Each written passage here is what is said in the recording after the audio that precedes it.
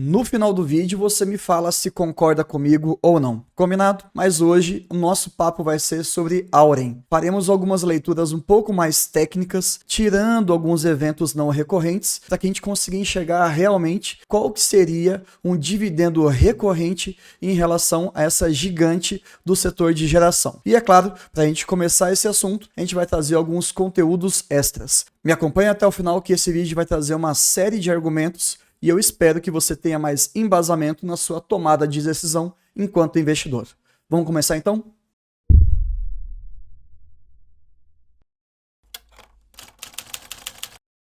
Absolutamente todas as informações eu tirei do site do RI de Auren. Bom, prestem atenção nesse slide aqui, que é o mais atual que a gente tem, do primeiro trimestre de 2023, em que ele fala no título: Portfólio consolidado, geração e comercialização de energia. Pronto. Muita gente sequer lê o título de algum slide. E aí já começa a acontecer uma série de interpretações erradas. Olha só, nessa infelicidade de números, para quem não está acostumado com esse mundo, acaba fazendo uma leitura muito complicada.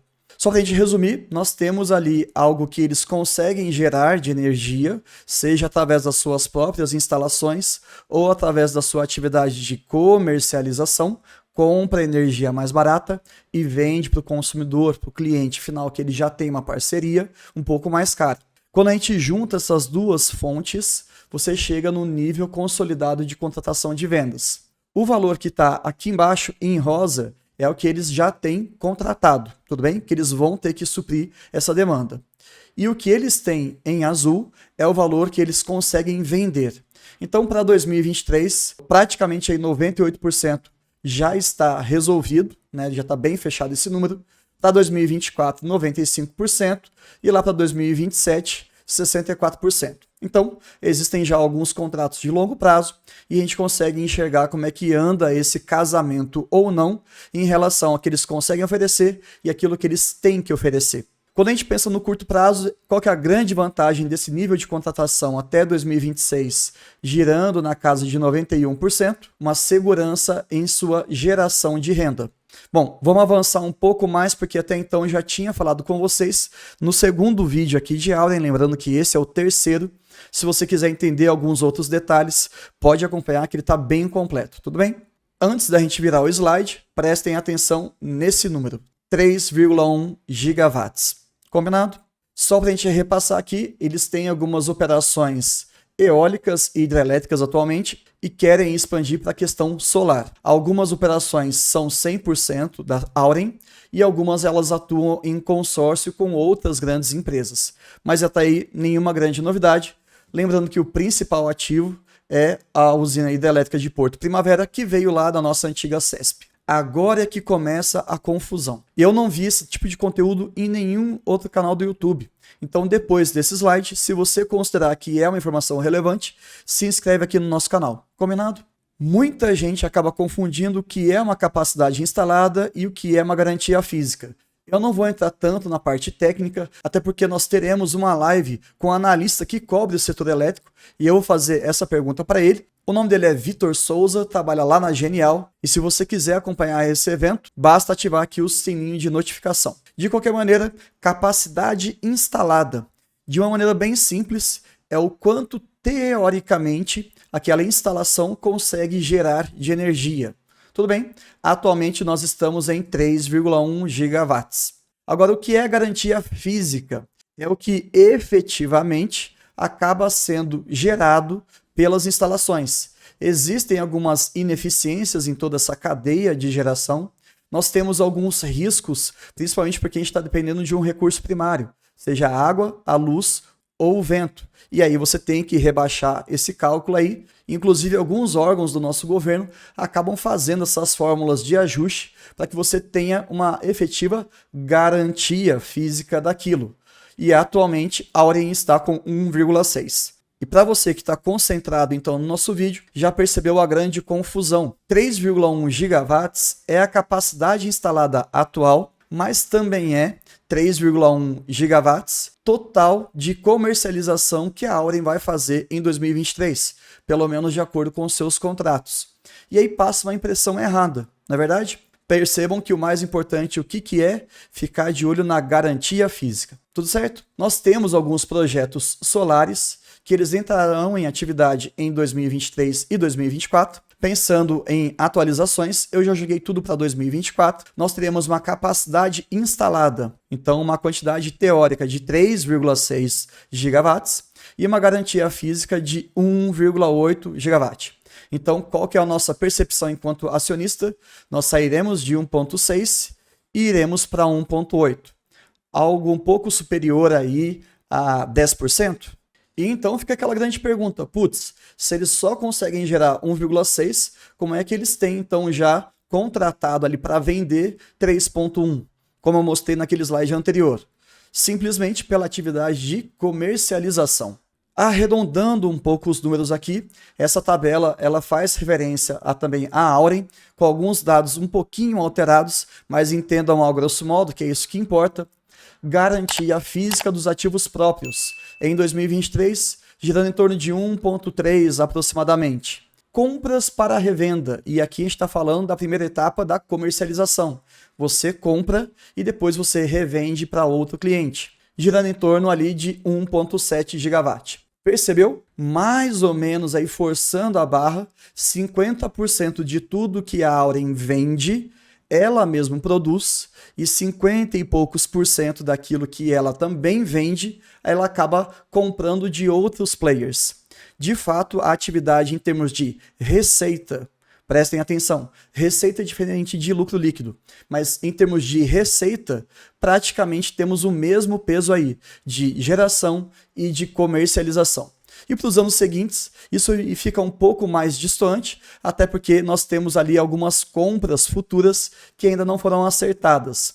Para 2024, perceba que a garantia física ela continua em 1,3, depois 1,4, 1,4, quase 1,5.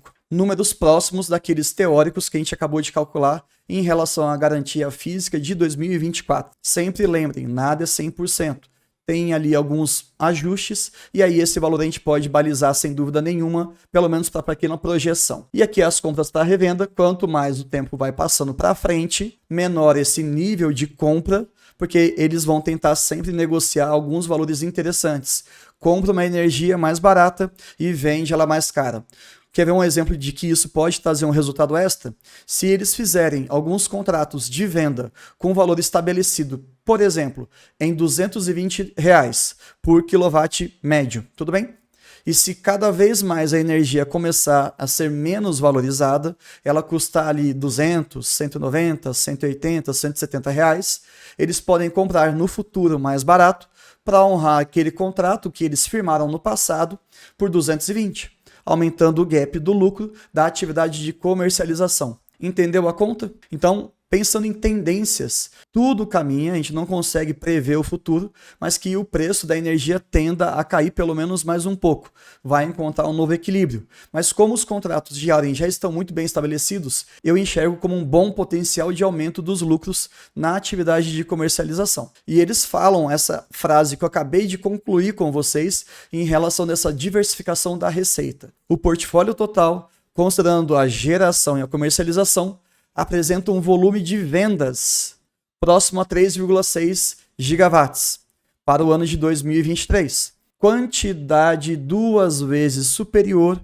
à garantia física da Auren para o mesmo período. Portanto, você acabou de perceber a importância que tem que ter nesse braço de comercialização.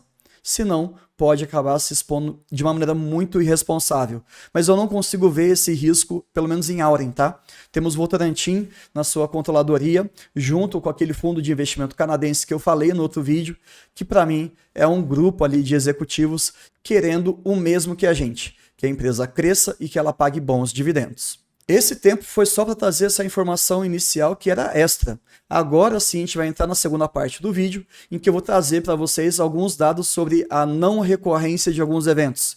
Como é que você a priori consegue identificar, pelo menos perceber um cheiro disso, e depois como é que a gente pode fazer esse ajuste. Sempre lembrando, isso aqui não é uma ciência exatoide. Sempre vai ter algum pequeno outro ajuste, mas eu quero trazer para vocês pelo menos um aumento da percepção da realidade, tirando esses eventos não recorrentes, que em alguns casos, infelizmente, acabam sendo cantos de sereia, O cidadão vai lá e investe por conta daquele dividendo enorme, e aí depois de alguns anos passado essa onda muito não recorrente, ele fica muito insatisfeito e acaba saindo do investimento, simplesmente porque ele não entendeu o negócio.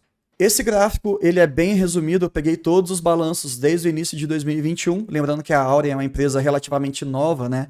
O IPO da Auren é bem recente, mas a ideia qual que é você entender aqui? Uma percepção sobre o EBITDA ajustado, que está relacionado muito à geração de caixa, a capacidade de geração de caixa e o lucro líquido da empresa. Via de regra, dependendo do negócio que você está analisando, isso tende a andar relativamente junto. Então você percebe aqui um padrão até que relativamente normal, aqui já chama uma atenção porque o lucro líquido foi maior que o EBITDA ajustado. A gente fica um pouco assim, o que está acontecendo, né? No ano seguinte, um resultado muito pífio em termos de lucro. Nos trimestres seguintes, a gente percebe também um resultado muito pífio. Existe um EBITDA, porém o lucro ele praticamente não acontece. No terceiro TRI de 22, a coisa começa a ficar muito boa, e aí, de repente, no quarto TRI de 22, você percebe que o EBITDA girou em torno de 500 milhões, mas o lucro líquido girando na casa de 2,5, 2,4 bilhões de reais. Alguma coisa está destoando desse gráfico. A gente não precisa ser nenhum grande gênio da matemática para perceber isso. Agora vamos tentar buscar essa informação. E aí entra aquele comportamento mais investigador enquanto investidor.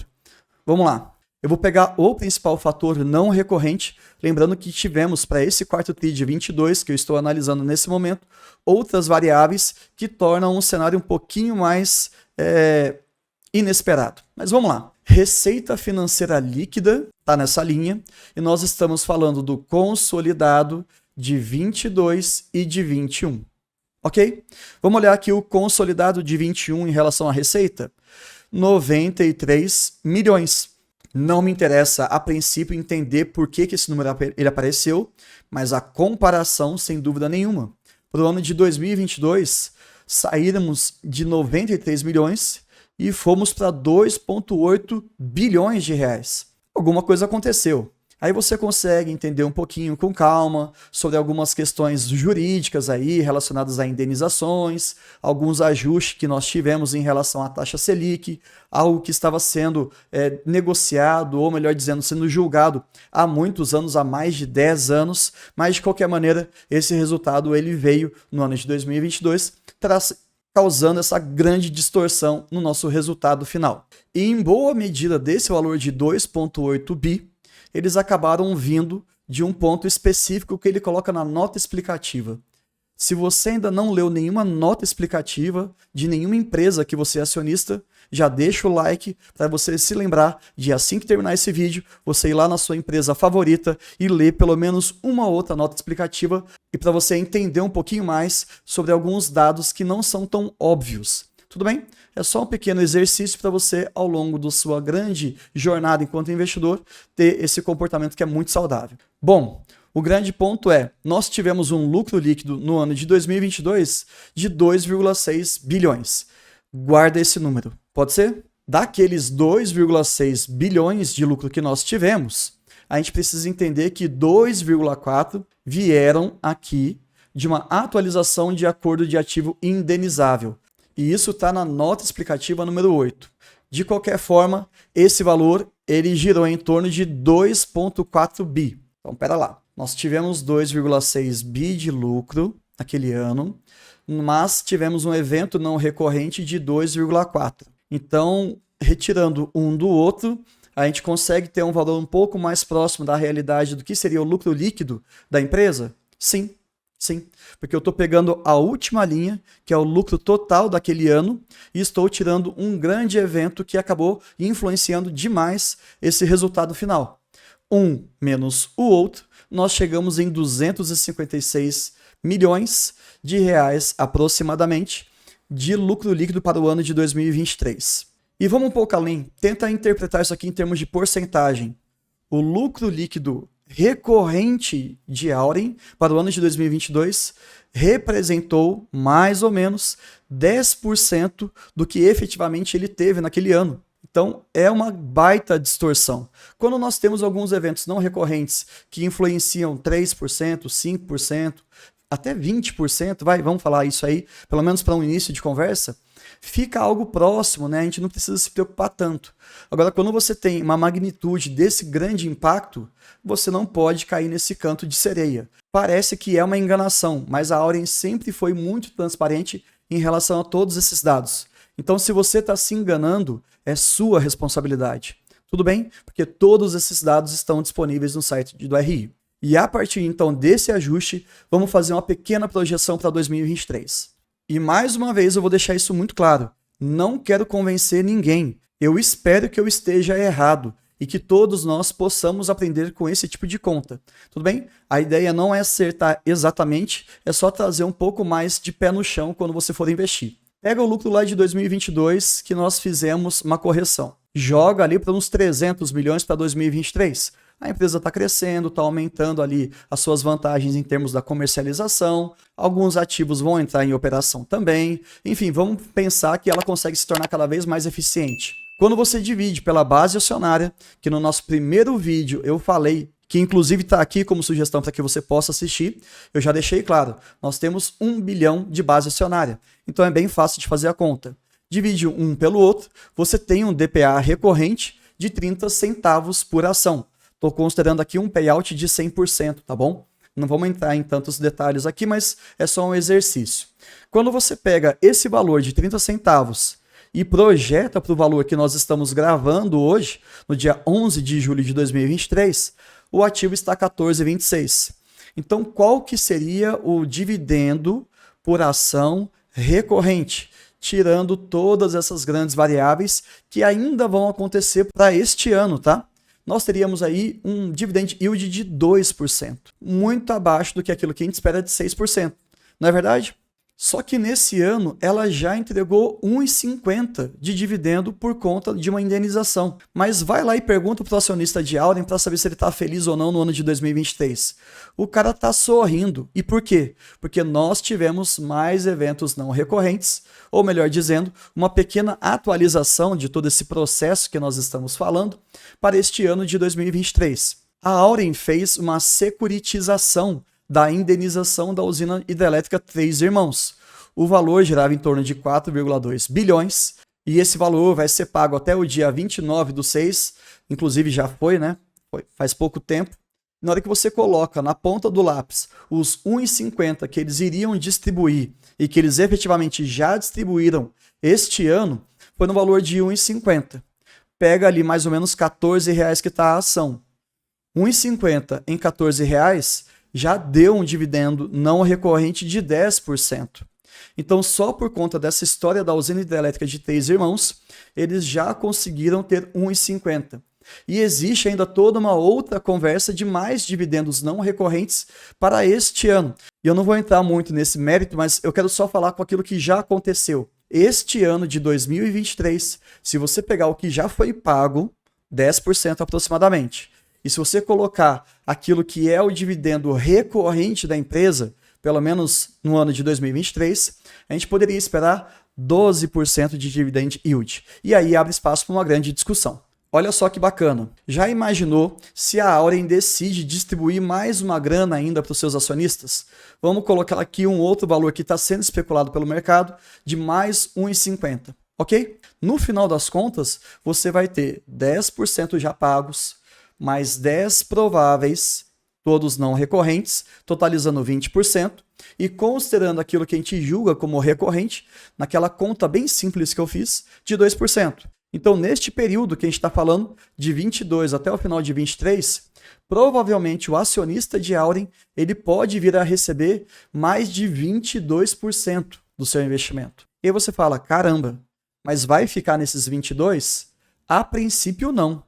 Tá? Pode ser que esse valor fique girando em torno daquela conta que a gente fez do dividendo recorrente. 2%, você pode colocar uns 3%. Se você quiser ser muito otimista, 4%. Não importa. O que eu quero que você se atente aqui? Primeira coisa, não caia naquela história de ficar repetindo sem entender as coisas. Você já percebeu nesse vídeo que metade da receita da empresa vem de comercialização. Então isso tem um grande impacto na empresa. Segundo ponto, fique sempre atento com os termos técnicos. É fundamental você entender o que é capacidade instalada e o que é garantia física. Terceiro ponto, elimine os eventos não recorrentes. E isso se torna muito mais complicado quando você não tem um histórico muito grande da empresa que você está avaliando. A Auren é uma empresa recente, tem ativos antigos, mas ela é recente. Então, ajustar aquele valor que ela realmente vai entregar é muito mais difícil. A incerteza ela é muito maior, mas é possível você ter pelo menos um norte. Faça isso sempre. Olhe aquilo que vai ser repetitivo ao longo do ano. Qual que é a previsibilidade da empresa, para que você possa se balizar muito bem. Atualmente, não atende os nossos 6%.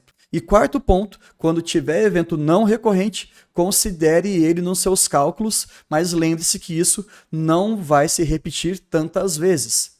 E aí você pode tentar justificar assim, pô Bruno, eu comprei o ativo em 2022 até o finalzinho de 2023, eu recebo mais de 20%, fazendo uma conta de padaria, é como se eu recebesse um pouquinho mais de 6% nos anos de 22, 23 e 24. É uma média. Então, até 2024, a minha média de dividendos recebidos vai girar em torno de um pouco mais de 6%. Eu estou tranquilo, não tem problema nenhum. Eu quero esse tipo de ativo. A gente está contando que lá para 2025, 2026, ela já atinja patamares mais saudáveis e entre naquela margem de 6%. E a probabilidade disso acontecer é muito grande, porque a empresa ela é muito competente. Mas quanto mais longo é o seu projetivo, maior a chance de você errar. E aí temos aí alguns riscos que devem ser mensurados. Portanto, de novo, pela última vez, eu não quero convencer ninguém. Pode ter sido uma boa estratégia aquele investidor que já está carregando a Auren desde antes do primeiro pagamento de 1,50. Esse segundo pagamento de mais 1,50 pode nem vir, tudo bem? Mas ainda assim ainda fica muito vantajoso. Você tem uma certa gordura ali para queimar até que a empresa assuma aquela métrica que nós queremos de pelo menos 6%. Eu espero que vocês tenham gostado desse tipo de vídeo. Ele é muito mais técnico, mas eu queria pelo menos que vocês aplicassem esse tipo de comportamento investigador em várias empresas que você investe, para que você sempre tenha uma visão mais pé no chão daquilo que você está colocando seu dinheiro. Então, até o próximo vídeo.